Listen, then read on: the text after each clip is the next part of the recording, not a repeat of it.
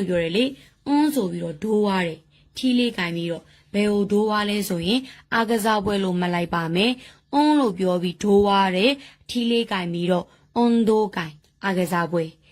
ဒိုးကင်အာကစားပွဲဘွန်းအိုဒိုရီဘွန်းဆိုတာအကနာမည်အရင်ဆုံးအိုဒိုရီကိုရှင်းပြပါမယ်အိုဒိုရီကအကရက်ရှိတော့ဆူဆူညံညံနဲ့ကကြည့်လိုက်ပါ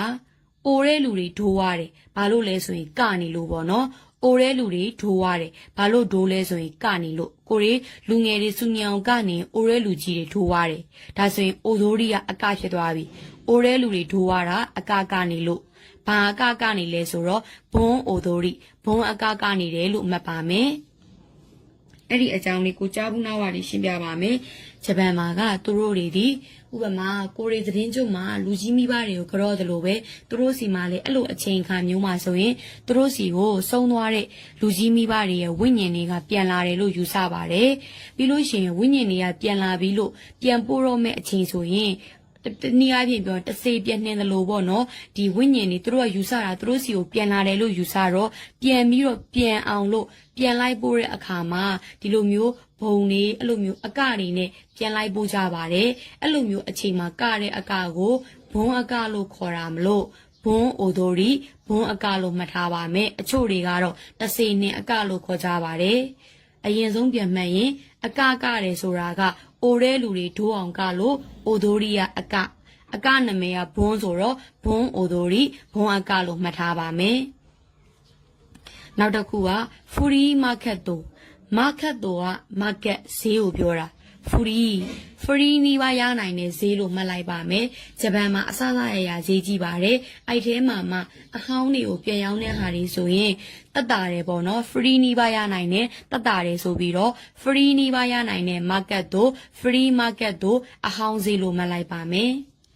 ဘာရှော့ရဲ့အဓိပ္ပာယ်ကနေရာပါအဘဝိရှော့ခဲ့တဲ့နေရာလို့မှတ်လိုက်ပါမယ်ဘာရှော့ဒါလေးရလို့အဘဝိရှော့ခဲ့တဲ့နေရာဘာရှော့နေရာလို့မှတ်လိုက်ပါမယ်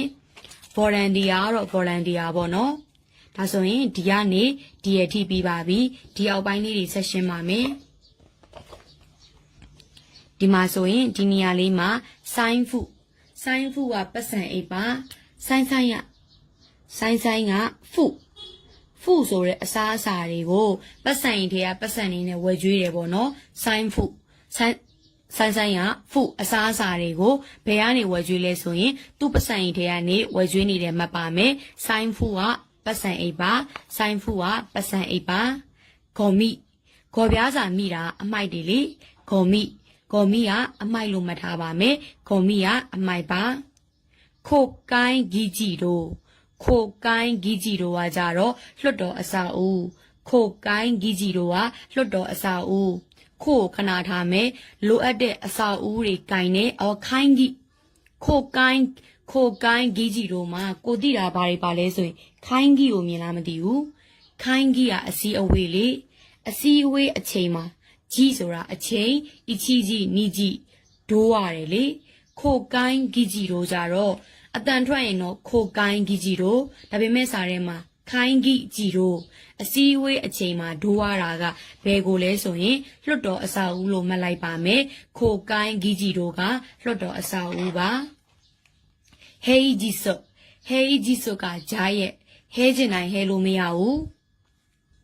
ဟဲကြီးဆိုရဲ့အဓိပ္ပာယ်ကဂျာရဲ့ဟဲကျင်တိုင်းဟဲလို့မရဘူးကြီးကြကျင်တိုင်းလည်းကြီးကြလို့မရဘူးဘာဖြစ်လို့လဲဆိုရင်ဟဲကြီးဆိုကအခုမှဂျာရဲ့ဖြစ်နေလို့ပေါ့နော်ရုံးသမားတွေဆိုရင်ပိတ်ရဲဆိုရင်ကိုသွားခြင်းတဲ့နေရာတွေသွားရတယ်ကိုနားခြင်းလို့နားလို့ရတယ်လေဒါပေမဲ့လေဟဲကြီးဆိုပြီးတော့ဟဲကျင်တိုင်းလည်းဟဲလို့မရဘူးကြီးကြကျင်တိုင်းလည်းကြီးကြလို့မရတဲ့အချိန်ကဟဲကြီးဆိုဂျာရဲ့လို့မှတ်လိုက်ပါမယ်ဒါဆိုရင်စက်ကြည့်မယ်ဆိုရင်ဘန်းရဲ့အဓိပ္ပာယ်ကလေတံမှာဘန်းရဲ့အဓိပ္ပာယ်ကလေတံမှာဥပမာဘယ်လိုပြောရမလဲဆိုရင်ဒါကြီးတို့ရန်ကုန်နဲ့မန္တလေးကလေမြန်မာစကားတွေပြောတာမှန်တော့ညာလေဟိုလေတံတွေဝဲကြတယ်ပေါ့နော်အချို့ဆိုရင်စကားပြောတဲ့လေယူလေသိန်းလေတံပေါ်မူတည်ပြီးတော့ဒီတယောက်ကမြန်မာလူမျိုးမဟုတ်ဘူးတိုင်းရင်းသားမျိုးတန်းပြီးတော့သိနိုင်တယ်လေပြီးတော့ဒေသပေါ်မူတည်ပြီးတော့သုံးတဲ့စကားတွေကလည်းကွဲကြတယ်လေဥပမာဒါပါတော့မြန်မာနိုင်ငံမှာရန်ကုန်မှာဆိုရင်မိန်းကလေးတွေကကျမလို့ပြောပြီးတော့မန္တလေးမှာဆိုရင်ကျွန်တော်လို့ပြောတတ်တဲ့လူတွေရှိကြတယ်လေအဲ့လိုပဲဂျပန်မှာဆိုလို့ရှိရင်လေ ကိုရီစာတင်နေတဲ့စာနဲ့ဟိုရောက်သွားလို့ရှိရင်3နဲ့4တန်လေးတွေကမတူညီတတ်ပါဘူးအဲ့လိုမျိုး4တန်ကိုဘန်းလို့ခေါ်ပါတယ်ဘန်းစကားတွေက4တန်အပေါ်နော်ဟိုဘယ်လိုပြောမလဲဆိုရင်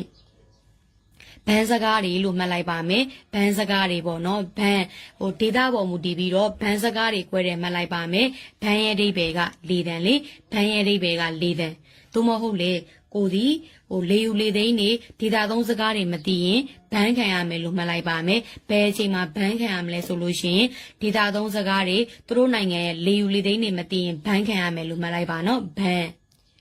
ခွန်းတို့တဲ့ခွန်းတို့ရဲ့အဓိပ္ပာယ်ကနောက်တစ်ချိန်နောက်တစ်ခါခွန်းတို့ကွန်ဒိုလို့မှတ်လိုက်ပါမယ်ကွန်ဒိုမှာတော့နောက်တစ်ချိန်နောက်တစ်ခါတော့နေကျင်လာပြီလို့မှတ်လိုက်ပါမယ်ကွန်ဒိုမီနီယံတွေမှာနောက်တစ်ချိန်နောက်တစ်ခါတော့နေကျင်တယ်လို့မှတ်လိုက်ပါမယ်ခွန်းတို့နောက်တစ်ချိန်နောက်တစ်ခါဇူဤဘွန်ဇူဤဘွန်ဇူဤဘွန်ဆိုတာအပြည့်အသက်ဇူဤဘွန်ကအပြည့်အသက်ဇူဇူကဤနေတာအပြည့်အသက်ကိုဤနေတာလို့မှတ်လိုက်ပါမယ်ဂျီကြနေတာဤနေတာကအပြည့်အသက်ကိုဤနေတယ်လို့မှတ်လိုက်ပါမယ်ဇူဤဘွန်ဥပမာသူကဘယ်လိုမျိုးလဲဆိုရင်ကိုကဟိုပေါ့နော်ရန်ကုန်ပူမယ်လို့ထင်ထားရတယ်ပေါ့နော်အတူမဟုတ်ပေါ့ဒီမြန်မာနိုင်ငံကဘောလုံးအသင်းနဲ့မန်ယူကဘောလုံးမန်ယူအသင်းနဲ့ရှင်ကြတယ်ဘောလုံးကိုက0နဲ့22ကိုဆိုတော့လုံးဝအပြည့်အသက်ကိုကွဲနေတာမျိုးဆိုရင်ဇွီးပုံ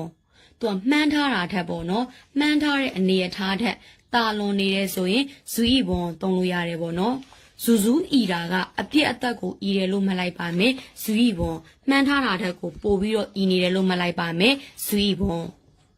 နောက်တစ်ခုကချော့ရေးတော့ချော့ခုဆက်စော့ဖတ်တော့ချော့ဆက်စော့ချော့ဆက်စော့ကဓာတ်ရိုက်တဲ့ချော့လေဓာတ်ရိုက်သွားချော့ပေါ့နော်ဆဲခံရရင်ဆဲခံရပါစေချော့ရမယ်ဆဲရင်ဆဲပါစေဓာတ်ရိုက်ချော့ရမယ်လို့မှတ်မယ်ချော့ဆက်စော့ကဓာတ်ရိုက်ချော့ဆက်စော့ကဓာတ်ရိုက်နောက်တစ်ခုက isodemo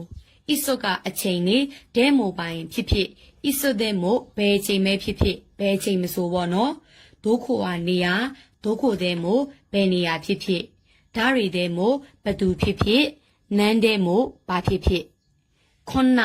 ဒီလောက်တောင်မဲဈေးပေါ်တဲ့နေရာမမြင်ဘူးဒီလောက်တောင်မဲသဘောကောင်းရလားအဲ့လိုမျိုးဆိုရင်ခွန်းနစွန်နာအန်နာခိုရီဆိုရီအာရီရှိတယ်လို့ပဲခွန်းနစွန်နာအန်နာဒီလောက်အဲ့ဒါလောက်ခွန်းနာစွန်နာအန်နာဒါဆိုရင်26မှာကြက်ရမယ်တခန်းလုံးပြီးသွားပါပြီနောက်ဆုံးတစ်ခေါက်ပြန်ပြီးတော့မှတ်ပေးပါဦးမယ်နော်မီမတ်ဆရာဝန်ကကြည့်ပြီးတော့ကြည့်ရှုစစ်ဆေးပေးတယ်စာကရှိမတ်ကိုစောင့်နေတဲ့စာလေးကရှိမရှိရှာဖွေတယ်အချိန်နဲ့ပတ်သက်တာ2ခုအချိန်ကကြည်ကန်သူ့နောက်မှာပါတီကနှိလိုက်တယ်နောက်ကြတာနဲ့မိတာနဲ့ဘသူတွေနောက်ကြနေလဲအိုတဲ့လူတွေအခုနောက်ကျနေတယ်အချိန်မီဘာဖြစ်မလဲမနီနဲ့တွေ့တော့မာနီအာအီမတ်ယာအလုတ်ကိုယာရီမတ်ကလောက်ကင်နေဟီရိုဤကျဲတဲ့နေရာကိုကြလို့ဟီရိုဤမတ်ကောက်ယူတယ်ဘလိုတောင်ဆက်သွယ်လေ run အပြေးလေးသွားပြီးတော့မရမကအခုဆက်သွယ်တယ်ခိပိုင်စိတ်အီရကောင်းတာစိတ်ကောင်းတာပေါင်းလိုက်တော့ခီဘွန်ကအီရစိတ်ကြည်လင်နေဖြစ်ပြီးတော့ခီဘွန်ကဝါရူဤကစိတ်မကြည်လင်မှုဖြစ်သွားပါတယ်။အွန်ဒိုကိုင်ဆိုပြီးတော့ဒိုးဝါပြီးထီလေးကိုင်ပြီးတော့ဘယ်ကိုလဲဆိုရင်အာကစားပွဲကိုအိုတဲ့လူတွေဒိုးကြတာကနေလို့ဘာအကလဲဆိုတော့ဘွန်အိုဒိုရီဂျိမ်းစ်ဘွန်အကကနေလို့မလိုက်မယ်ဘွန်အိုဒိုရီဖရီနီးပါးရနိုင်တဲ့မကတ်ကိုဖရီးမာကတ်တို့အဟောင်းစီလို့မှတ်ထားမယ်အဘဝေလျှော့ခဲ့တဲ့နေရာဗော်ရန်ဒီယာကတော့လှုပ်အားပေးပေါ့နော်ဆိုင်ဆိုင်ရဖုအစားအစာတွေကိုပတ်စံရင်ထဲကပတ်စံတွေထုတ်ပြီးဝယ်ကျွေးနေတယ်ဂေါ်ပြားစာမိတာကတော့ဂေါ်မိရအမိုက်ခိုခိုင်းဂီဂျီတို့ခိုင်းဂီအစည်းအဝေးအချိန်မှာဒိုးရတာကလွတ်တော်အဆောက်ဦးဟဲလို့မရဘူးကြီးကြလို့မရတာကအခုမှဂျားရက်ပဲရှိသေးလို့ဘန်းခံရမှာကဒေတာသုံးစကားတွေလေတံနေမသိတဲ့အချိန်မှာခွန်းတို့မှာဘယ်ချိန်နေမလဲဆိုရင်နောက်တစ်ချိန်နောက်တစ်ခါကျတော့ခွန်းတို့မှာနေခြင်းတယ်လို့မှတ်မယ်ဇွီးပုံဇူဇူးဤနေတာကအပြည့်အသက်ကိုဤနေတာမှန်မထားလောက်အောင်မိနေတာဟာပေါ့ဤနေရလို့မှတ်မယ်ချော့ဆက်စော့ချော့ရမယ်ဆဲခံရရင်တော့မှဓာတ်ရိုက်ချော့ရမယ်ဣစုကဘယ်ချိန်ဣစုတဲ့မို့ဆိုရင်ဘယ်ချိန်ဖြစ်ဖြစ်ဒုခိုကနေရဒုခိုတဲ့မို့ဘယ်နေရာဖြစ်ဖြစ်ဓာရီယာဘသူဓာရီတဲ့မို့ဘသူဖြစ်ဖြစ်နန်းတဲ့မို့ဘ ဘာဖြစ်